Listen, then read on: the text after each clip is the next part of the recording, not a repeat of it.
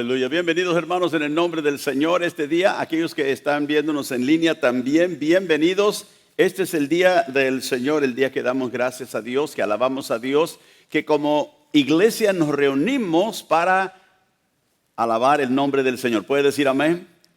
Y si usted ha tomado parte esta mañana en la adoración del Señor, el Señor se agrada cuando su pueblo viene y agradece al Señor y da gloria a su nombre. Yo quisiera que abra su Biblia conmigo al libro de Levíticos capítulo 11 en el Antiguo Testamento. Vamos a continuar, hemos estado hablando este mes acerca del tema de la fidelidad. Hemos hablado de fidelidad a Dios, fidelidad a la familia, hemos hablado acerca del matrimonio, fidelidad a los hijos, y esta mañana quiero hablar acerca de la fidelidad que Dios nos llama a tener hacia la comunidad y también la comunidad de fe, o sea, la casa de fe, la iglesia, el pueblo de Dios.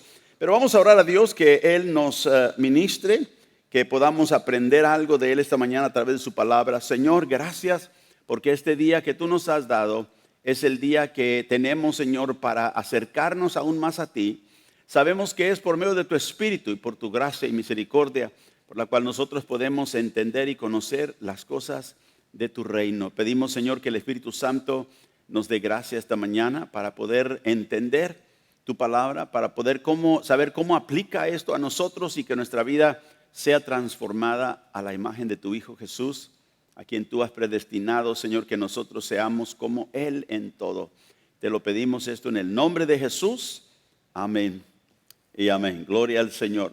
Así que la fidelidad, ¿verdad?, es un aspecto también de la naturaleza o el carácter de Dios que nosotros como sus hijos debemos también reflejar para la gloria de Dios. ¿Sabe usted que la Biblia dice que Dios es santo? ¿Cuántos saben eso?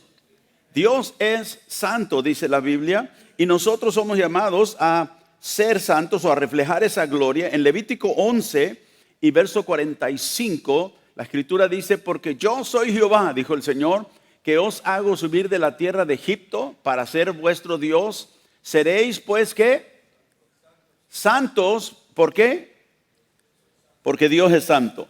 Note, el Señor dice a su pueblo: serán como yo soy. O sea que nosotros tenemos el privilegio, la responsabilidad de reflejar el carácter de Dios. Participar, como dijo Pedro en su epístola, de la naturaleza divina. Entonces, yo doy gracias a Dios que podemos nosotros, ¿verdad?, tener este aspecto del carácter de Dios en nuestra vida. Dios nos ha santificado, Dios nos ha separado del mundo, Dios nos ha apartado, ¿verdad?, por medio de un sacrificio. El sacrificio es la sangre de su Hijo, que nos hizo a nosotros no mejores que nadie, sino diferentes, que ahora Dios está transformando y santificando nuestra vida. Así que Dios es santo y nosotros debemos de reflejar la santidad de Dios. Bueno, en segunda de Tesalonicenses, en el Nuevo Testamento, en el capítulo 3, si puede ir ahí conmigo, segunda de Tesalonicenses, capítulo 3 y verso 3, el apóstol Pablo escribe a la iglesia ahí en Tesalónica y le dice en el verso 3: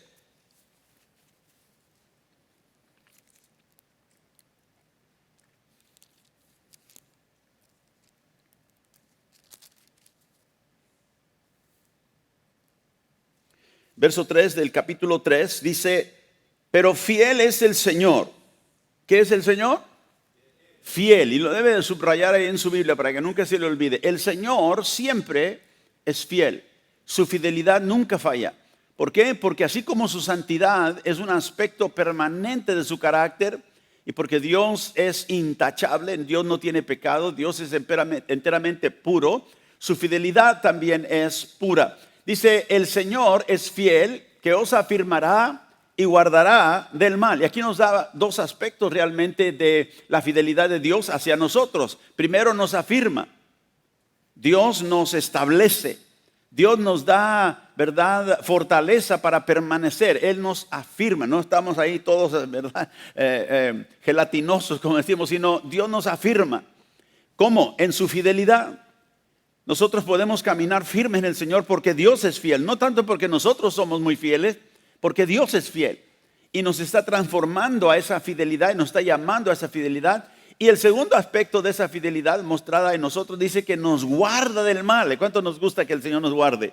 Yo doy gracias a Dios todos los días que Él me guarda. Veo a veces como el mundo está, ¿verdad?, de mal en peor todos los días. Y digo, Señor, gracias porque tú me has guardado. Tú me cuidas porque tú eres fiel. Y cuando usted dé gracias a Dios por la fidelidad del Señor, dígale, Señor, gracias porque tú me afirmas. Gracias porque tú eres el que está obrando en mí. Como dice Pablo en la epístola a los Filipenses, ¿verdad? Dios está obrando en mí el querer y el hacer de su buena voluntad. Así que Dios quiere que yo sea fiel y Él está obrando en mí esa fidelidad por medio de su fidelidad. Por eso Pablo dice, el Señor es fiel. Él te guardará, te afirmará en tu caminar con el Señor. Así que damos gracias al Señor por ello. Ahora Jesús nos dijo, ¿verdad? ¿Se acuerda usted en Mateo capítulo 5, verso 16? Que dejemos que nuestra luz brille delante de los hombres. ¿Para qué? Para que ellos vean nuestras buenas obras y glorifiquen, ¿qué hacen? Glorifiquen a vuestro Padre que está en los cielos. Así que el Señor nos quiere o desea que nosotros seamos fieles en ¿qué? En que la luz del Señor, la luz del Evangelio, se muestre en nuestras vidas. Tú muestras y manifiestas, ¿verdad?, la justicia, la bondad del Señor. Tú manifiestas la luz del Señor en tu vida cotidiana. O es algo que tú peleas en contra. No, si somos hijos de Dios, la luz debe de brillar en nuestra vida. ¿Puedes decir amén? Sí, todos tropezamos a veces, todos desobedecemos al Señor, pero no debemos, porque estamos siendo santificados hacia una fidelidad a Dios. Yo quiero ser a Dios más fiel de lo que fui el año pasado. Y quiero ser más fiel el año que viene que lo que soy hoy. Y ese crecimiento es una santificación del Señor. Así que el Señor dice, deja que tu luz brille. Sé fiel en dar al mundo un cuadro, ¿verdad?, de lo que es servir al Señor. Porque ¿qué hace? Glorifica a vuestro Padre. Y ese es el fin de la vida de cada creyente. Dios nos salvó para que nuestra vida, en la manera que vivimos, en nuestra fidelidad, glorifiquemos al Señor. Ahora, vamos a regresar a 2 de Tesalonicenses, en el capítulo 1. Y quiero decirle que Dios provee gracia. Todos digan gracia. Dios provee gracia, escúcheme, para todo lo que Dios requiere de nosotros. Cuando usted lee algo en la Biblia que Dios dice que usted debe hacer, sea perdonar, sea ser santo, sea ser fiel, todo lo que Dios nos llama a hacer, Dios provee la gracia para hacerlo. Si Dios no nos proveyese su gracia, y la gracia es ese favor inmerecido de Dios, es ese poder espiritual que Dios obra en nosotros para poder agradarle a Él. La vida cristiana no es una vida que nosotros vivimos tratando a ver si podemos hacer lo que Dios quiere que hagamos. Sí podemos hacerlo.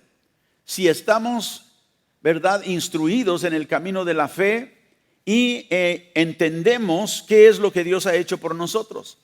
Dios sabe que nosotros en nosotros mismos no podemos vivir la vida agradable a Dios. Pero Cristo viviendo en nosotros y la gracia de Dios impartida a nuestro espíritu sí nos puede hacer fiel. Usted y yo podemos ser fieles al Señor. No hay tal cosa como digamos, pero pastor, es que el mundo se está poniendo peor y entre cada día se pone el mundo peor y peor. Sí, pero en medio de esa oscuridad, Dios da gracia a su pueblo para poder nosotros ser la luz, para poder nosotros vivir una vida de fidelidad a Dios y honrar y glorificar a Dios. ¿Puede decir amén? Así que aquí en 2 de Tesalonicenses, Pablo dice esto, mire, por lo cual, en el versículo 11 dice, por lo cual asimismo oramos siempre por Dios, por vosotros, dice Pablo. ¿Para qué? Para que nuestro Dios os tenga por dignos de su llamamiento. O sea, ahí nos está diciendo que Dios quiere que nosotros vivamos nuestra vida de tal manera que nos tenga por dignos. Alguien dice, pastor, yo pensaba que no somos dignos nosotros de la sí, en nuestra propia manera de ser, no. Pero cuando Dios viene y nos salva, nos da un corazón nuevo. Él está obrando en ti, si eres hijo de Dios. Y Pablo dice, yo oro por ustedes, y es obvio que si Él está orando por ellos, Él tiene el entendido de que Dios quiere esto para nosotros. Y dice, yo oro por vosotros para que nuestro Dios os tenga por dignos de su llamamiento y cumpla todo propósito de bondad. Otra traducción dice, y cumpla todo buen deseo del cual nosotros nos propongamos. Entonces, si tú tienes un buen deseo, un deseo que glorifica a Dios, Pablo dice, es porque Dios está obrando en ti para que tú seas digno de ese llamamiento que Dios te ha dado. Dios te ha llamado a ser santo como Él es santo. Pero no siendo nosotros dignos, Dios viene a obrar en nosotros y a través de su gracia, Pablo dice, yo oro para que ustedes sean dignos de su llamamiento y que Dios cumpla, note, ¿quién cumple? Dios. Para que Dios tenga por dignos y Dios cumpla todo propósito de bondad. O sea, todo lo bueno que tú deseas hacer, que Dios te empodere para hacerlo. Y note ahí, el poder viene de Dios.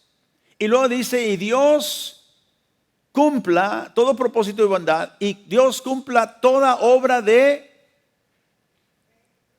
qué? De fe. O sea, no solamente los deseos buenos, bondadosos que tú puedas tener, sino toda obra que tú hagas. Y se lo voy a poner de esta manera para que lo entienda bien. Toda obra de fe. ¿Qué es una obra de fe? Una obra que tú haces en fidelidad a Dios. Porque la fidelidad viene y procede de la fe, ¿sí o no? No puede uno tener fe y no ser fiel. Eso es lo que la fe es. La fe es creyendo en el Señor y confiando en Él. Pero note lo que dice aquí. Yo oro a Dios para que Él tenga dignos de su llamamiento, cumpla propósito de bondad en ustedes y también toda obra de fe o toda obra de fidelidad a Dios. Pero note cómo lo hace, con su poder. Esa es la gracia de Dios. Note que cumplir todo propósito bueno, toda obra de fe que usted la haga con fidelidad a Dios. Pablo dice, yo oro para que Dios obre en ti con su poder.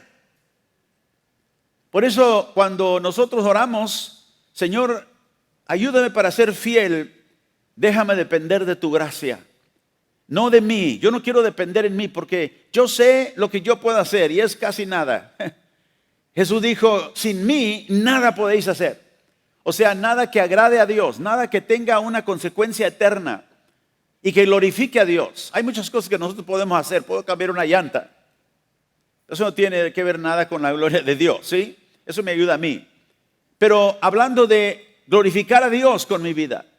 Y lo que quiero que veamos aquí es que Dios, Pablo dice, estoy orando para que Él cumpla todo propósito de bondad, todo lo bueno en sus vidas. Y que Él haga toda obra de fe en ustedes, toda obra de fidelidad en ustedes, con su poder.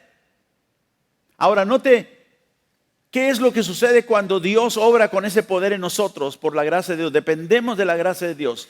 Nos humillamos, Señor, yo necesito tu poder, yo necesito que tú, ¿verdad?, me ayudes. Cuando nosotros dependemos de Él y Dios obra por su poder, todo propósito de bondad, toda obra de fe, en fidelidad a Él, regresamos a la primera parte del versículo, para que Dios nos tenga ¿qué? Dignos de su llamamiento. O sea que lo que nos hace dignos de llamamiento no es algo personal, es la obra de Dios obrando en nosotros. Note, el propósito de bondad y la obra de fe.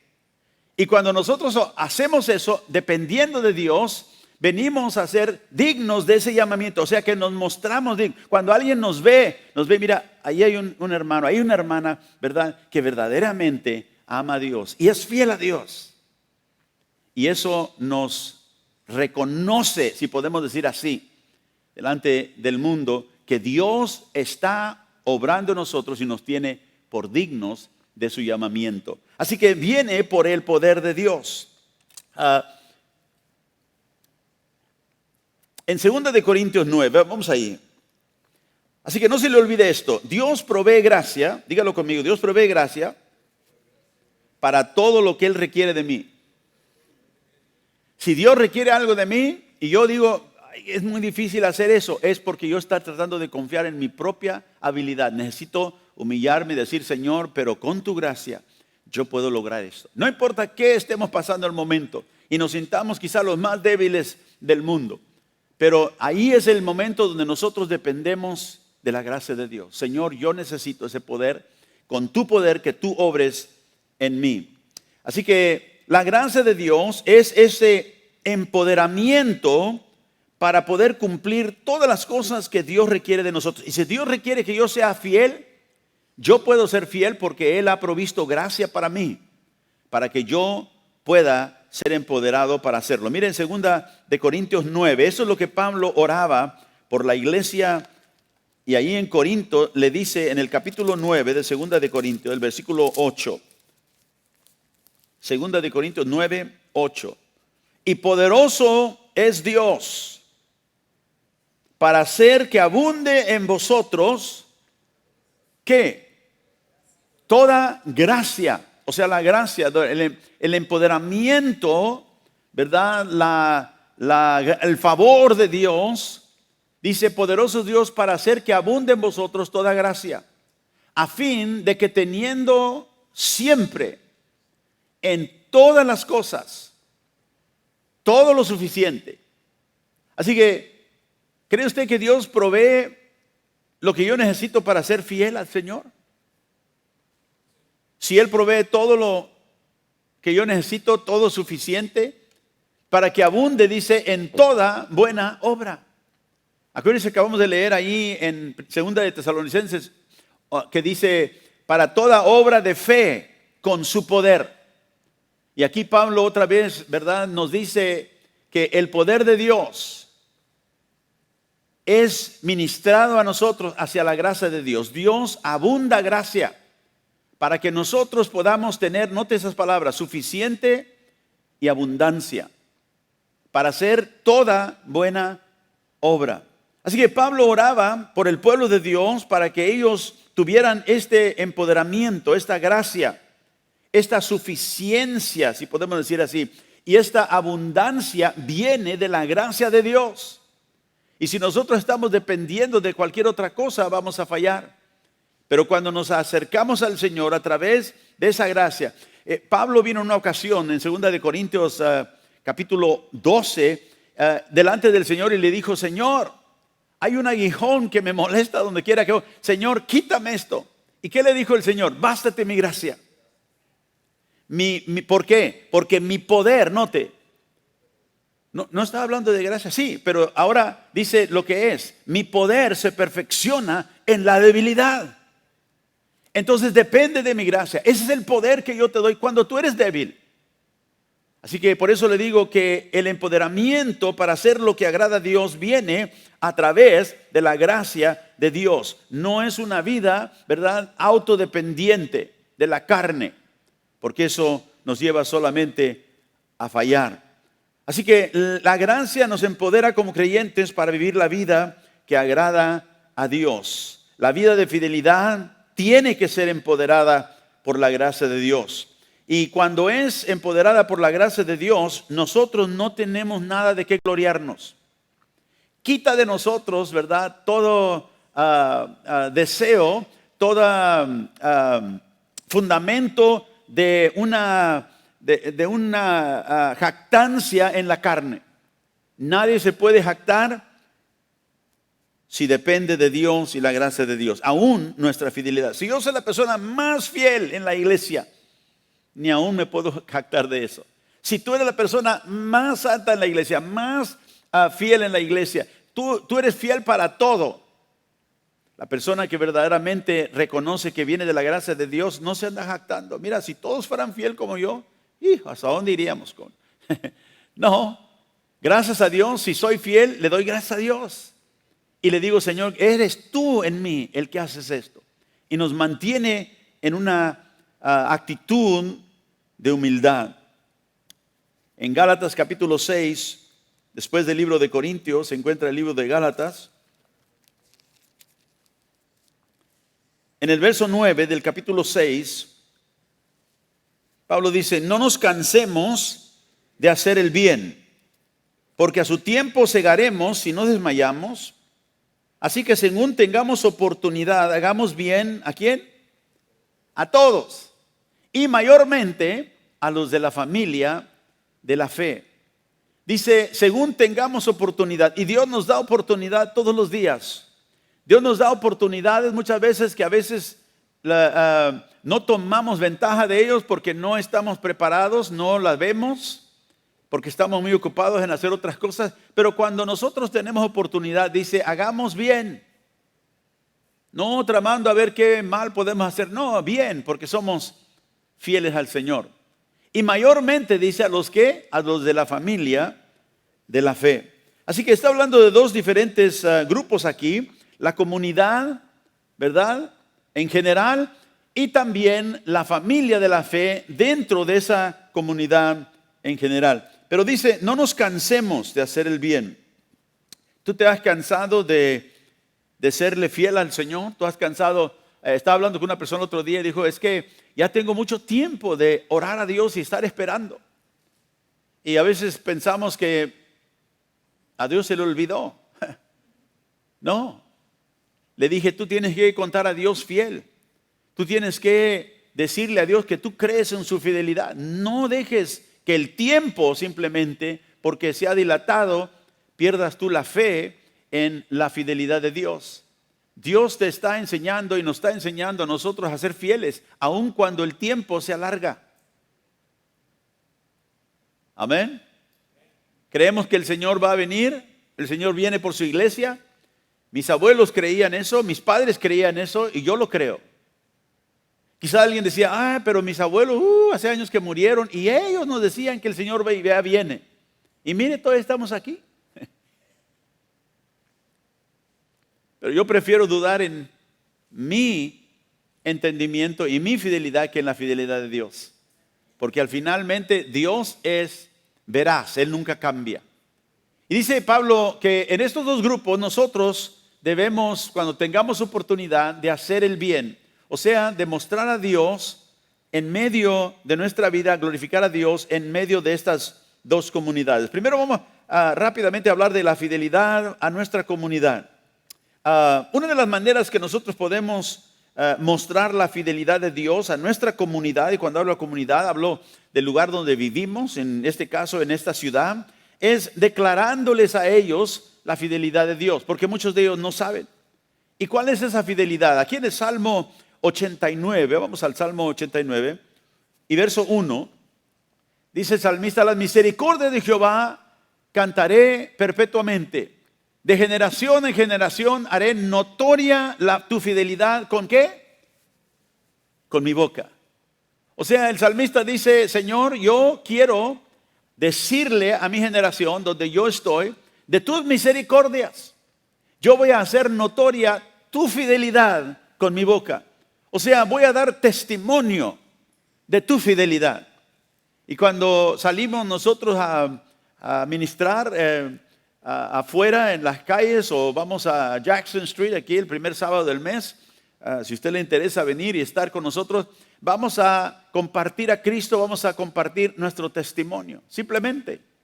Y sabe que mucha gente se queda a veces sorprendida. Dios hizo eso para ti. Como que dice, sí, Dios está allá lejos, pero alguien se le acerca y empieza a decirle, este era yo y Cristo cambió mi vida. Y de repente la gente empieza a escuchar. ¿Por qué? Porque ellos saben que están viviendo en una manera donde buscan alguna esperanza, pero no la encuentran, no la han encontrado, porque no hay esperanza fuera de Cristo. Y dice el salmista, yo haré notoria tu fidelidad con mi boca. O sea, voy a hablar, voy a testificar, voy a decirles de tu fidelidad, de tus misericordias. Las haré notorias. Yo las creo, pero no las voy a guardar en mi corazón solamente. Necesito hablarlas, necesito declararlas. Y la manera que nosotros podemos mostrar, una de las maneras de la fidelidad de Dios es declararla con nuestra boca. declararla a través de nuestro testimonio. Mire el Salmo 40 y el verso 10. Dice David: no encubrí tu justicia dentro de mi corazón. He publicado tu fidelidad y tu salvación. Sí, no está escondida aquí, dentro de mi corazón. Qué bueno que yo creo en tu fidelidad. Qué bueno que yo, ¿verdad? Me siento seguro en tu fidelidad. Pero no la voy a guardar en mi corazón. La he publicado, dice, tu fidelidad y tu salvación. No oculté tu misericordia y tu verdad en la gran asamblea. No solamente afuera en la comunidad, sino también dentro del pueblo de Dios. ¿Tú compartes la fidelidad del Señor en la salvación que Él te ha dado? ¿O la encubres en tu corazón? Dice: aquí la tengo, estoy preparado para cuando el Señor venga. Qué bueno. Pero ¿qué de aquellos que todavía no conocen? ¿Qué de aquellos que todavía no saben? Dios es fiel. Y si nosotros proclamamos esa fidelidad, vamos a ver la fidelidad de Dios alcanzar a otras vidas, así como Dios te alcanzó a ti y a mí. Amén. También declaramos la fidelidad de Dios a nuestra comunidad, mostrándoles el amor de Dios. Así como tengamos oportunidad, dijo Pablo, hagamos bien a todos. ¿A cuántos? A todos, o sea, a toda la comunidad que nos rodea. No importa dónde estemos. ¿Y cómo vamos a hacer bien hacia todos? Bueno, hay maneras, diferentes maneras. Ya les dije, la principal es dar testimonio de la fidelidad a Dios. Pero también ayudando a aquellos que quizá no tienen lo que nosotros tenemos. Quizá carecen de muchas de las cosas necesarias para vivir. ¿Y en qué manera podemos nosotros como iglesia ser fiel al Señor? Ayudar a todos los hombres. Bueno, podemos ayudarle. Hemos dado comida, hemos ayudado y queremos ayudar más a aquellos que tienen cargas que no pueden llevar solos. En esta ciudad hay madres solteras que carecen de necesidad. Hay gente adicta a muchas diferentes, ¿verdad? Químicas y alcohol y todo tipo de cosas. ¿Cómo podemos nosotros como iglesia ayudar a la comunidad? Declarar la fidelidad de un Dios que nos ha salvado a nosotros. Es ayudándoles en esa necesidad que ellos tienen. Nuestra iglesia debe convertirse en un albergue para aquellos que tienen necesidad de nuestra comunidad. Porque de otras maneras, entonces la iglesia realmente no está cumpliendo ningún propósito para Dios en medio de una comunidad que necesita a Dios.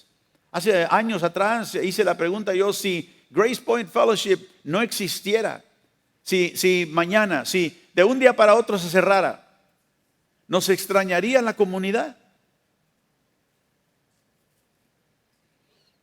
¿O ni se dieron cuenta? Una iglesia que está integrada en la comunidad, que está hablando de la fidelidad de Dios, que está ayudando a aquellos que tienen necesidad. Cuando esa ayuda ya no está, la gente busca. ¿Qué pasó? Cuando Jesús alimentaba, ¿se acuerda usted de aquellas multitudes? De repente andaban buscando, ¿dónde está? Tenían hambre, otra vez andaban buscándolo. El Señor les dijo: bueno, no busquen solamente la comida, ¿verdad? Sino aquello que perdura para vida eterna. Pero ¿nos extrañaría la comunidad si cerraríamos? Es una pregunta que nosotros como iglesia nos debemos hacer. Y yo creo que entre más el Señor nos dé la oportunidad, más debemos nosotros de tomar esa oportunidad para afectar nuestra comunidad. En Isaías capítulo 32 hay una profecía y que yo creo que la iglesia, nosotros debemos de tomarla muy en seriamente. Isaías 32, hay una profecía acerca del Mesías que vendría y de aquellos que iban a regir con él, estar con él. Dice: he aquí que para justicia reinará un rey, y príncipes presidirán en juicio. O sea, el rey estará ahí y sus príncipes también, dice, presidirán en juicio. Y será aquel varón como escondedero contra el viento y como refugio contra el turbión, como arroyos de agua en tierra de sequedad y como sombra de gran peñasco en tierra calurosa. No se ofuscarán entonces los ojos de los que ven, y los oídos de los oyentes oirán atentos. Y quiero leerla en la Nueva Traducción Viviente. Ponla otra vez, por favor, del verso 1. Dice, miren, se acerca un rey justo y príncipes honrados gobernarán bajo su mando. Ese rey es Jesús. Y aquellos que rigen bajo su mando son sus príncipes. Somos nosotros, somos la iglesia. Y dice, cada uno será como un refugio del viento. ¿Qué queremos hacer? Buscar cuando hay un viento terrible, ¿verdad? Queremos buscar dónde escondernos. Cuando hay un huracán queremos buscar un lugar seguro. Y dice, serán resguardo de la tormenta y como corrientes de agua en el desierto. O sea, da un cuadro de personas que Dios está usando para ayudar a aquellos que están, ¿verdad?, castigados por el viento, la tormenta. Hay un lugar donde ellos pueden venir y refugiarse y ser resguardados. Dice, y como corrientes de agua, cuando andan sedientes, ¿a dónde van? Como una sombra de una gran roca en tierra reseca. ¿Verdad? Cuando hay el sol está calando la vida de la persona, ¿qué necesita? Algo que lo cubra, una sombra. Y la iglesia puede ser y debe ser eso para la comunidad. El verso 5 sigue diciendo, en aquel día los necios que viven sin Dios no serán héroes. Los canallas no serán respetados. Verso 7. Las sutiles artimañas de los canallas, dice, son maliciosas. Traman planes torcidos. Mienten para condenar a los pobres. Y aun cuando la causa de los pobres es justa. Verso 8. Pero los generosos proponen hacer lo que es generoso. ¿Quiénes son? Aquellos mismos que son aquellos que guardan contra el viento en el turbión. Aquellos que son la sombra para aquellos que están, ¿verdad?, atribulados. Dice, los generosos proponen hacer ¿qué? Lo que es generoso. O sea que nosotros que somos los hijos de Dios tenemos que ver a nuestra comunidad y decir, ¿cómo podemos nosotros ayudar? Si la gente que no conoce a Dios, y podemos nosotros con nuestros dedos señalarlos y le dicen, mira, están en esa condición porque no conocen a Dios. Y nos podemos poner acá arriba, ¿verdad?, viendo hacia abajo como orgullosos. Pero Dios quiere que nosotros mostremos su fidelidad. Dios es fiel. Y Dios busca bendecir aún aquellos, dice la Biblia, Dios su sol trae sobre los justos y los injustos. Y vemos aquí que los generosos se proponen ¿qué? Lo que es generoso. O sea, se propone una persona generosa, una persona que da. Dice, y se mantienen firmes en su generosidad. No dicen, ay, pero es que las cosas están muy difíciles y no podemos ser generosos. Dios ha sido generoso con nosotros. De gracia y de misericordia hemos recibido y de gracia debemos dar. Yo creo que Dios nos dará una oportunidad como iglesia de ser, ¿verdad?, escondedero contra el viento, este refugio contra el turbión, esa agua en medio de la sequedad, sombra, dice, para aquellos que están atribulados por el sol en la vida que los ha dañado. Yo quiero que esta mañana, antes de terminar, oremos a Dios, que Dios use a nuestra congregación para hacer un impacto en esta ciudad. Yo creo que lo hará más y más. Y vamos a creer a Dios que Él va a proveer lo necesario para que esta iglesia sea un testimonio de lo que es ser hijo de Dios. Y que el mundo y la ciudad no nos vea, sí, aquellos son aquellos que se juntan ahí en la iglesia y quién sabe qué harán. Dios, Señor, ayúdanos para ser generosos, para proponernos, mantenernos en esa generosidad hacia un mundo necesitado. Y va a necesitar de nuestro tiempo, Dios va a necesitar de nuestras finanzas, Dios va a necesitar de todo lo que Dios ha puesto en nuestras manos para que nosotros podamos bendecir a otros que necesitan. Y gracias a Dios que Dios nos ha bendecido de tal manera que realmente no necesitamos nada. Si tú te pones a pensar en este momento, ¿Qué necesitas? Quizá todos podríamos decir, bueno, quiero esto. Bueno, es un querer algo, pero ¿qué necesitas realmente? ¿Tienes dónde comer? ¿Tienes dónde dormir? ¿Tienes cómo viajar? ¿Tienes cómo entretenerte? Y quizá podríamos decir, bueno, quisiera más. Bueno, todos podemos tener más, pero ¿qué necesitas? Y si somos honestos, decimos, Señor, no necesitamos nada. ¿Qué necesitamos? Digo, Señor, ayúdanos para nosotros poder ser esa gente generosa. Ese rey que ahora reina y esos príncipes que presiden con él son esa gente que se ha propuesto a ser generosa y que se mantiene firme en su generosidad. Acuérdense que leímos que Dios es fiel y Él nos afirmará. Y aquí vemos a esos generosos que se mantienen firmes porque dependen de la gracia de Dios. Entre más dependamos de la gracia de Dios y más estemos dispuestos, hermano, más Dios abrirá la mano de su provisión. Yo lo creo.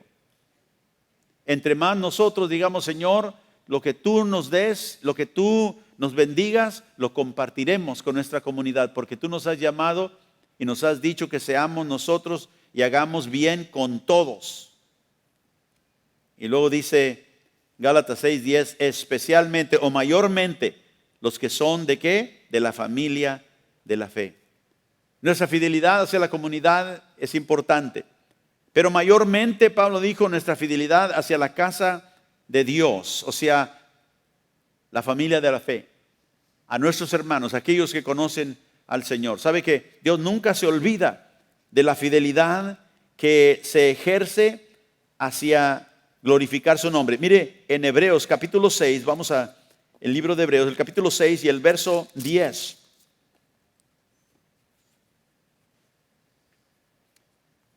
Dios no se olvida, como dije, de la fidelidad que se ejercita para que Él sea glorificado. Mire, Hebreos 6, verso 10, lo que dice la Escritura. Porque Dios no es injusto para olvidar vuestra obra y el trabajo de amor que habéis mostrado hacia su nombre. ¿Hacia quién?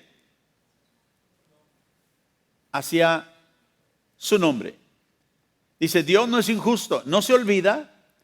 Si nosotros hemos trabajado para Él, como dice esta traducción, dice la demostración de nuestro amor por Él, dice, por el Dios, sirviéndole ¿a quién? A todos los creyentes, como dice, todavía lo hacen. Y aquí hay algo muy interesante que el escritor de los Hebreos nos dice, que Dios no se olvida, Dios no es injusto. Dios sabe lo que hacemos y lo que no hacemos. Él no se olvida cuando nosotros trabajamos para Él. Pero note aquí, dice, pero ¿cómo es que trabajamos para Él? Bueno, dice aquí, demostrando su amor por Él, sirviendo a los creyentes. Cuando tú sirves a tus hermanos y lo haces en fe y lo haces por amor, están sirviendo ¿a quién? Al Señor. Dice el Señor en que me lo has hecho, si lo has hecho a tus hermanos, me lo has hecho a mí. Y a veces nosotros creemos que, bueno, pues yo se lo hago al Señor, pero nunca le hago nada a nadie. Nunca hago bien hacia nadie, nunca le ayudo a nadie, nunca proveo para nadie. No, simplemente para mí. Y creo que estoy sirviendo al Señor. Pero aquí Pablo nos dice, o el escritor nos dice, que Dios quiere que nosotros mostremos nuestro amor para Él, sirviendo a nuestros hermanos, a los creyentes. Dice en el verso 11, sigue diciendo, pero deseamos que cada uno de vosotros muestre la misma solicitud hasta el fin, para plena certeza de la esperanza, a fin de que no, dice, nuestro gran deseo es que sigan, ¿qué? Amando a los demás. Dice, para asegurarse de que lo que esperan se hará realidad. Verso 12. Entonces no se volverán torpes ni indiferentes. O sea, sirviendo a Dios, sirviendo a nuestros hermanos, nos mantiene firmes, nos mantiene en una vida de fidelidad. Qué interesante, aquí la Nueva Traducción Viviente dice, no se volverán torpes. No nos volveremos indiferentes espiritualmente. ¿Lo hacemos o no lo hacemos? En cambio, dice, seguirán el ejemplo de quienes, gracias a su fe y perseverancia, heredarán las promesas de Dios. ¿Y quiénes son esos que son ejemplos? Bueno, si tú lees el capítulo 11 del libro de los Hebreos, vas a ver ahí todos los héroes de la fe, todas las obras que ellos hicieron. Y tenemos aquellos que han perseverado en fidelidad a Dios. Y algunos alcanzaron grandes cosas para Dios. Y otros quizás sus vidas no fueron tan largas, pero lo que vivieron, lo vivieron para la gloria de Dios y en fidelidad a Dios. Y yo digo, ¿y tú y yo qué vamos a hacer? ¿Vamos a vivir nuestra vida como cualquier otra persona del mundo lo hace? ¿O vamos a vivir, Señor, cuáles son tus propósitos para mi vida? ¿Cuáles son tus propósitos para nuestra familia? Porque queremos servir no solamente al Señor personalmente, sino queremos que nuestra casa, nuestra familia también sirva al Señor.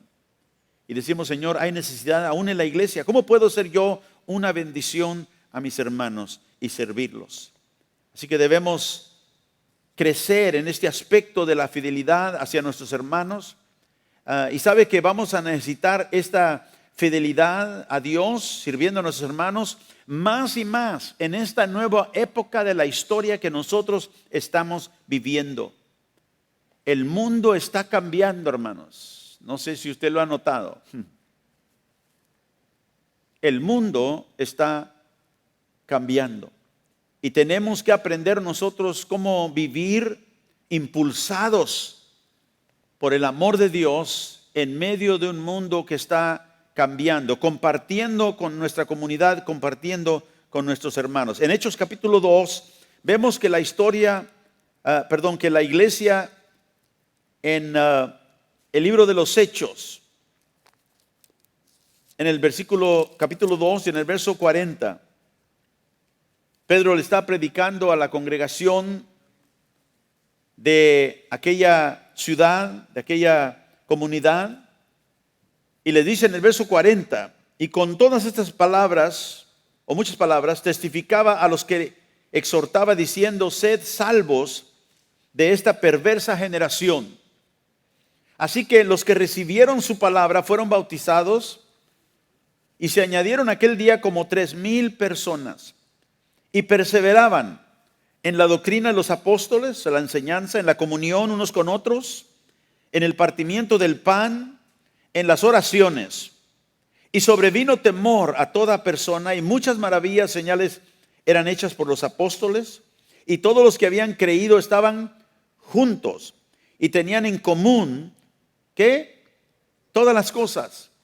Dice, vendían sus propiedades y sus bienes y los repartían a todos según la necesidad de cada uno, y perseverando unánimes cada día en el templo y partiendo el pan en las casas, comían juntos con alegría y sencillez de corazón. Aquí había un espíritu de amor entre la hermandad, la gente que se había convertido en ese gran fiesta que había en Jerusalén en esos días, la fiesta de Pentecostés.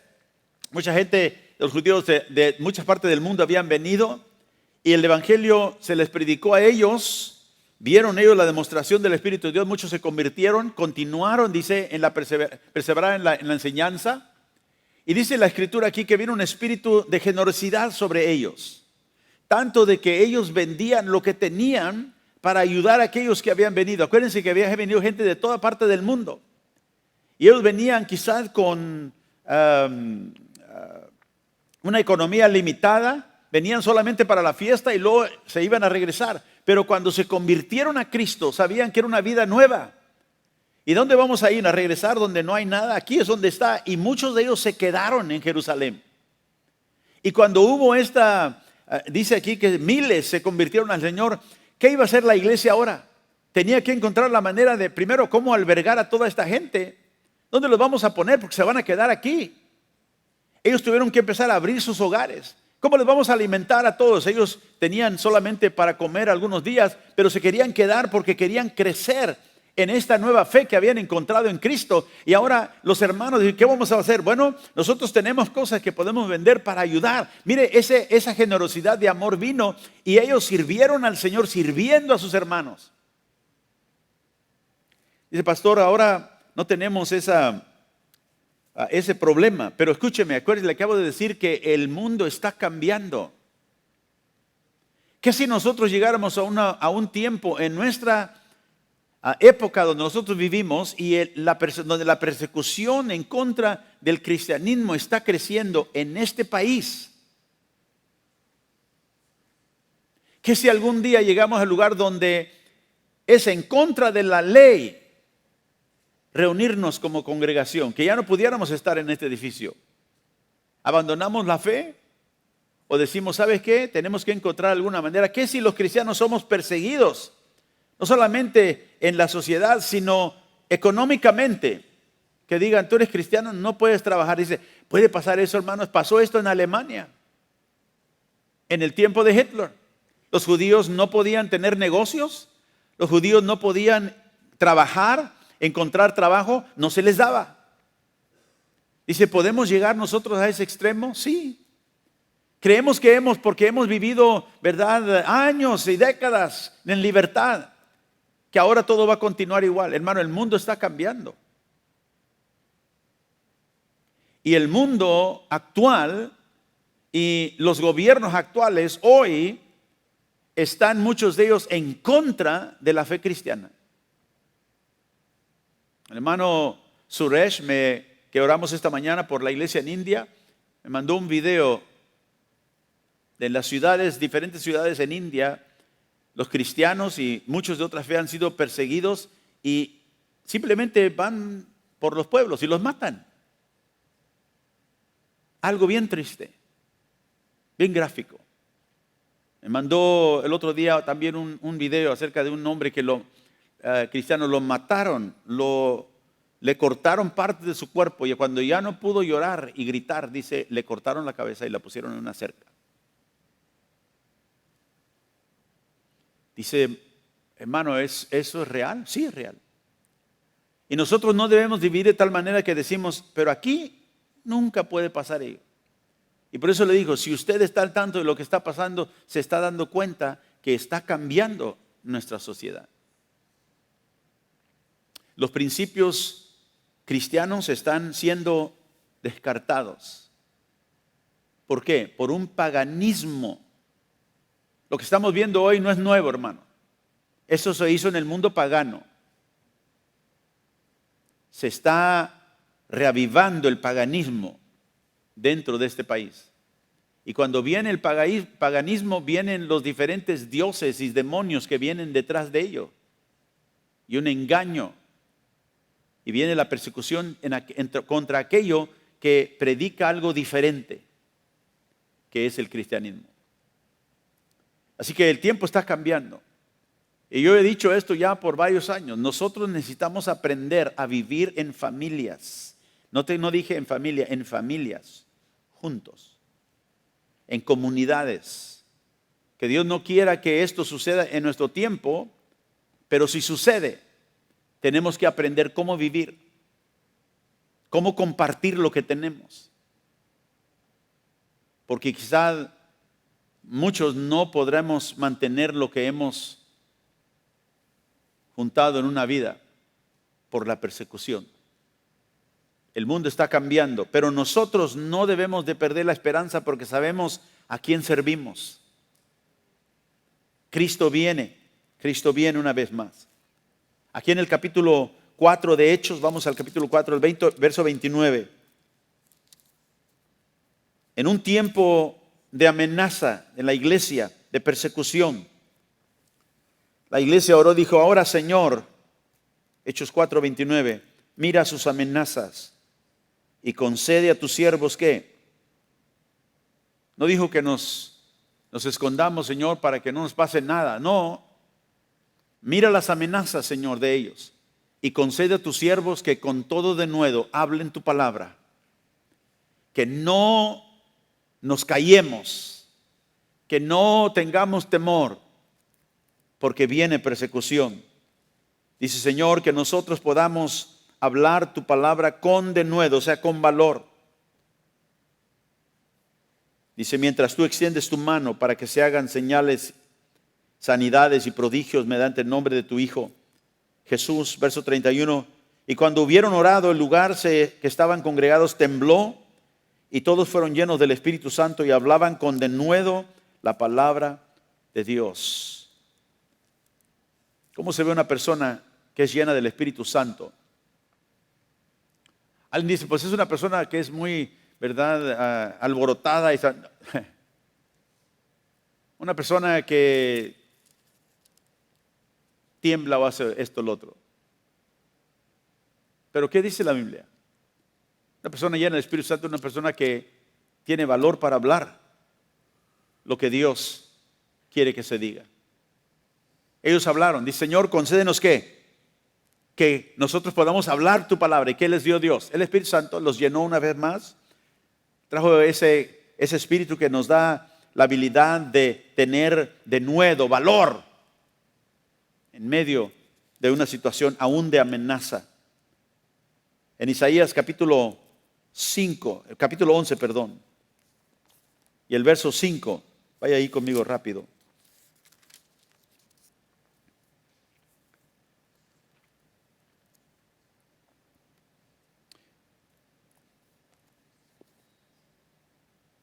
Esta es la profecía del Mesías. Y dije, ¿cómo se ve una persona llena del Espíritu Santo? Aquí en Isaías 11, el verso 2 dice que el Espíritu reposará sobre él, el Espíritu de Jehová, Espíritu de sabiduría, de inteligencia, Espíritu de consejo, de poder, el Espíritu de conocimiento y el Espíritu del temor de Jehová. Verso 5 dice, y será la justicia cinto de sus lomos y la fidelidad ceñidor de su cintura. ¿Está hablando de quién? De Cristo, del Mesías. ¿Cómo se ve una persona llena del Espíritu Santo? ¿Cómo puede identificarse? No es porque es alborotada y hace muchas cosas fuera de lo que nosotros consideramos normal. No. Una persona llena del Espíritu Santo es una persona que se asemeja a lo que Cristo es, porque Él tenía el Espíritu sin medida. Y note lo que dice. El Espíritu del Señor está sobre él, de Jehová está sobre él. ¿El Espíritu de qué? De sabiduría, verso 2. De inteligencia, Espíritu de consejo y de poder, Espíritu de conocimiento y del temor de Jehová. Esas son las características de una persona que está llena del Espíritu. Una persona que tiene entendimiento, una persona que recibe el consejo del Señor, que tiene poder, conocimiento y el temor de Jehová. Pero note, ahí le leí el versículo 5, pero también una persona que dice, la justicia es como el cinto de sus lomos y la fidelidad ciñe su cintura. O sea que es una persona fiel. El Señor era fiel, el Señor caminó fiel delante del Padre siempre. Y si nosotros tenemos el mismo espíritu que Él tenía, nosotros también vamos a ser fieles al Señor. ¿Y cuántos de nosotros deseamos ser quizá más fieles de lo que somos a este momento? Yo le digo, Señor, cada día, ayúdame. Ayúdame, Señor, aún en aquellas cosas en las cuales yo tengo, ¿verdad?, problemas para ser fiel. Ayúdame para serte fiel. Y cuando nosotros lo hacemos y oramos a Dios, Señor, danos valor para hablar tu palabra, el Señor responde con el Espíritu Santo. Y el Espíritu Santo se manifiesta así como se manifestó en la vida de Jesús. Nosotros no sabemos lo que el futuro trae. Tú ni yo sabemos lo que viene en el futuro, pero tenemos nosotros que prepararnos para un cambio drástico en la sociedad. Tenemos que prepararnos para tiempos de persecución. Yo le digo a mis hijos, necesitan aprender a vivir en una cultura babilónica, como lo hizo Daniel. En una cultura donde el paganismo tiene una libertad tremenda como lo tiene hoy. Porque para muchos su supervivencia está en juego y la iglesia tiene que ser ese agente de ayuda, ese agente de amor, de misericordia y demostrar la fidelidad de Dios a la comunidad y especialmente y mayormente, dijo Pablo, a los de la familia de la fe. Al enfrentar nosotros estos tiempos difíciles, debemos de pedir a Dios ayuda para vivir fieles al Señor. Nuestra economía en este país quizá no sobreviva por mucho tiempo. Y por eso digo que los tiempos van a cambiar. Porque nuestros líderes han sido irresponsables en la economía del país. Más de 32 trillones, no millones ni billones. 32 trillones de deuda tenemos y sigue creciendo. Nada más póngase a pensar usted que si usted tuviera deuda y deuda y deuda y deuda y seguía en más endeudado, ¿a dónde llegaría? A perder todo. Y si el país no cambia de camino, nuestra economía no va a sobrevivir. Vendrá un tiempo cuando habrá colapso económico, hermano. Y se lo digo porque es la verdad. No para asustarlo, nada, porque nuestra fe está en el Señor. Pero hoy los países del mundo que confiaban en el dólar ahora se están separando del dólar. Las naciones grandes andan buscando otra economía a la cual unirse. Y cuando eso suceda, escúcheme, el dólar, que ha sido el fundamento económico del mundo, cuando eso suceda, todo en este país va a subir. Estamos hablando de gasolina a 6, 8 dólares el galón. Estamos hablando de la comida doble y triple lo que cuesta hoy. Y por eso les digo, tenemos que prepararnos para ese tiempo. Tenemos que reconocer que los cambios vienen. ¿Cómo vamos a adaptarnos nosotros como iglesia del Señor?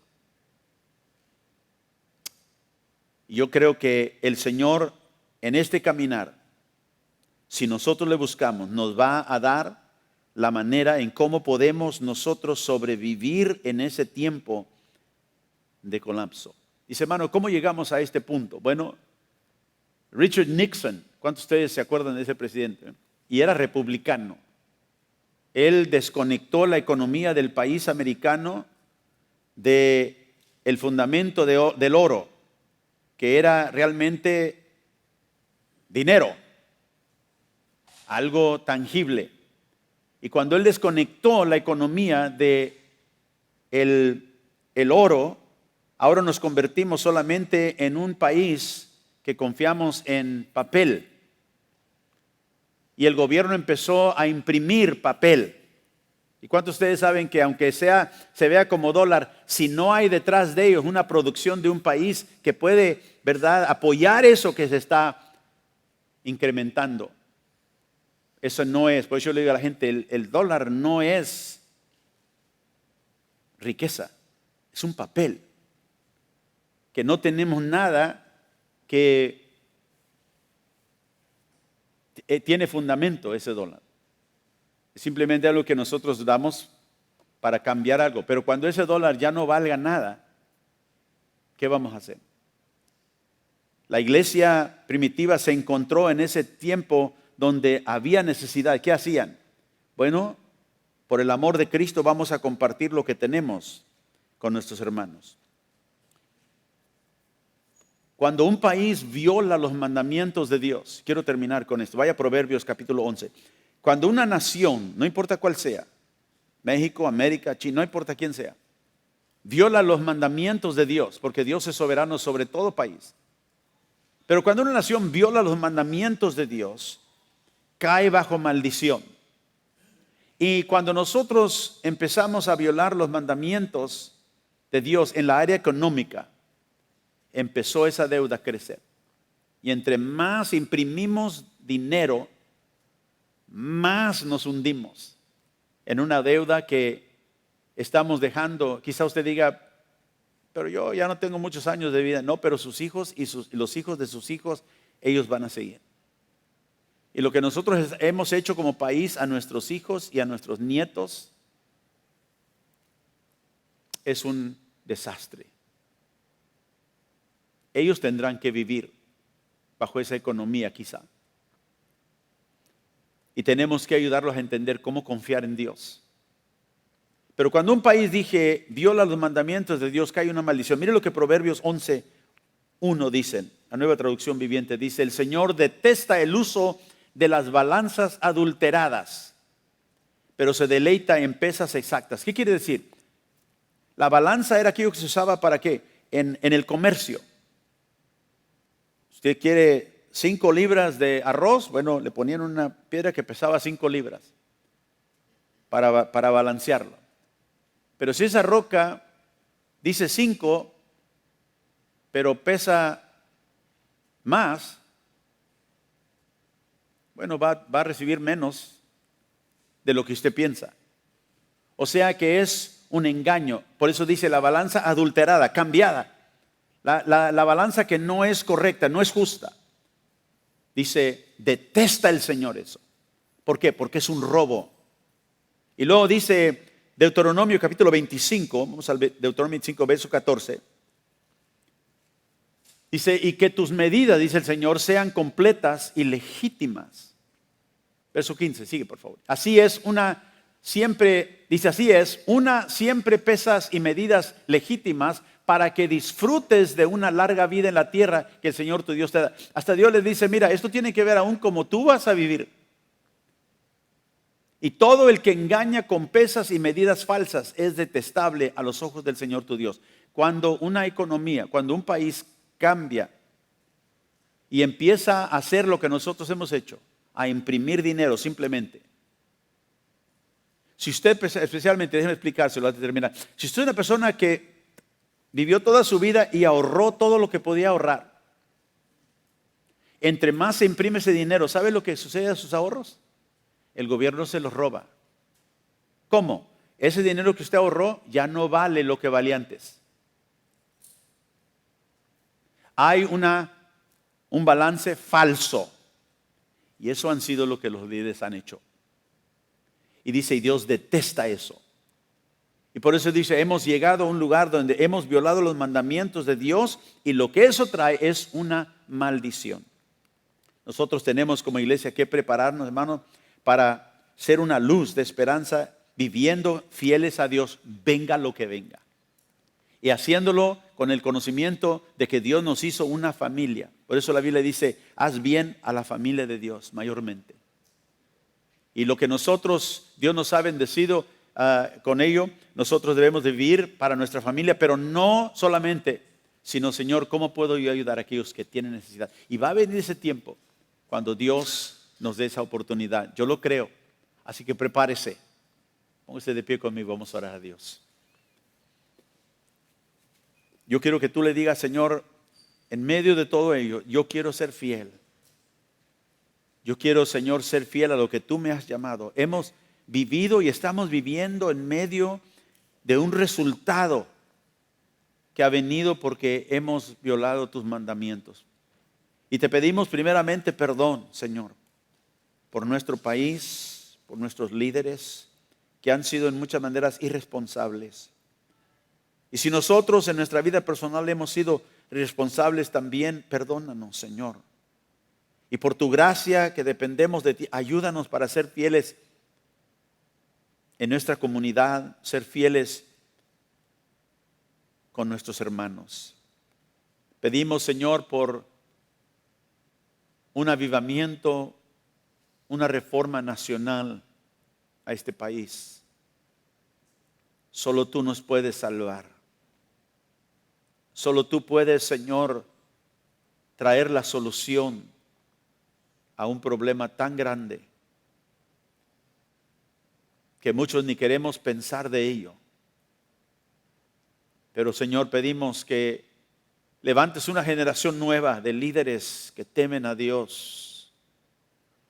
Que nos regresen, Señor, a los principios justos y rectos.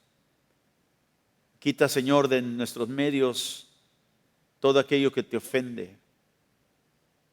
Toda artimaña de trama y todo robo, todo aquello, Señor, que no te agrada a ti. Quita, Señor, toda idolatría de nuestros medios, como país y personalmente. Si hay alguna idolatría en nuestra vida, Señor, derrumbamos cualquier altar que hemos erigido, Padre. Yo te pido, Señor, que al ver hacia adelante podamos saber que tú eres Dios que reina sobre todo. Tú eres fiel y tú guardarás de tu pueblo, Señor, que te busca. Yo te pido por cada familia aquí representada en esta congregación, porque yo sé que tú harás grandes cosas a través de esta congregación para bendecir no solamente a esta comunidad, sino al mundo.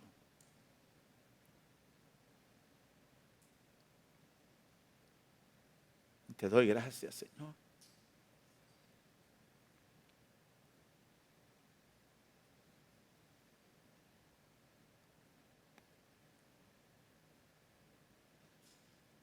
Que al probarnos y cuando venga prueba,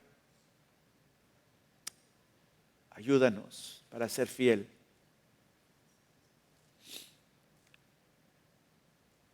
Ayúdanos para ver al mundo que perece porque no te conoce.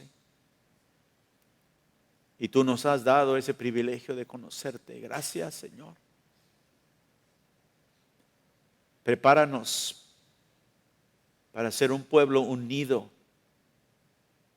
Y cuando veamos necesidad entre nosotros, que podamos decir, Señor, úsame. Úsame a mí. Ayúdame para no retener solo para mí, sino decir, Señor, deja que mi vida te glorifique siendo fiel a ti como tú has sido fiel para con nosotros. Y te damos toda la gloria, Señor, y toda la honra este día en el nombre de Jesús. Y el pueblo de Dios dice, amén, aleluya.